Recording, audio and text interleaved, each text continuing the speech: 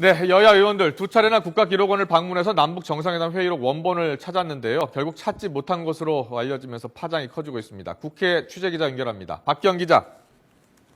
네, 국회에 나와 있습니다. 남북 정상회담 회의록 원본을 찾지 못한 것으로 알려지면서 지금 논란이 계속 커지고 있죠?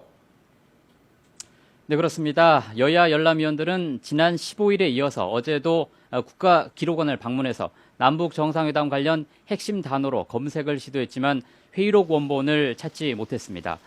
이 때문에 회의록의 제목이 예상하기 어려운 단어로 돼 있어 찾지 못하고 있는 것인지 아니면 회의록 자체가 폐기된 것인지 논란이 커지고 있습니다. 이와 관련해 국회 운영위원회는 오늘 오후에 긴급 회의를 열고 두 차례에 걸친 예비 열람 과정을 보고받고 대책을 논의할 예정입니다. 열람위원들은 일단 정상회담 회의록을 제외한 다른 자료들은 사본 제출을 요청한 상태인데요.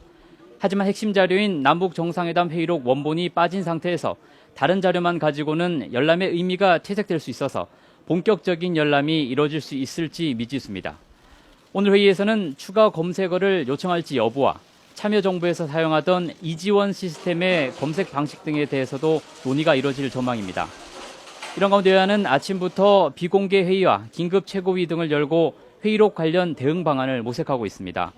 현재 여권에서는 폐기됐을 가능성도 배제하지 않고 사태의 추이를 살펴보고 있는 반면에 야권에서는 국가기록원 측이 자료를 찾지 못하고 있을 것이라는 점에 무게를 두고 있습니다. 특히 노 전 대통령 측 인사는 비밀 지정 기록물은 제목으로 내용을 유추하지 못하게 관리하기 때문에 찾기 어려울 수 있다면서 국가기록원 측이 적극적인 노력을 하지 않고 있다고 반발하고 있습니다.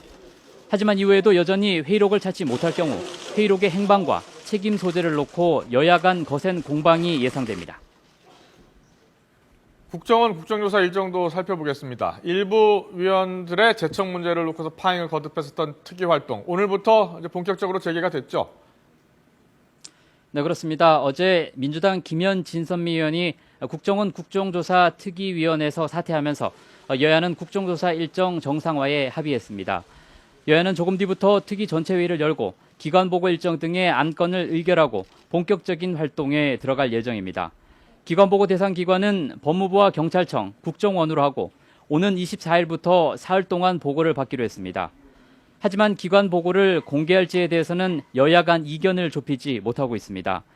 특위는 또 현장 방문 일정과 증인과 참고인에 대한 청문회 계획도 논의할 예정인데요. 어제 증인과 참고인 명단도 여야 간 서로 교환했지만 견해차가 커서 증인 선정을 놓고도 치열한 힘겨루기가 예상됩니다. 지금까지 국회에서 YTN 박기현입니다.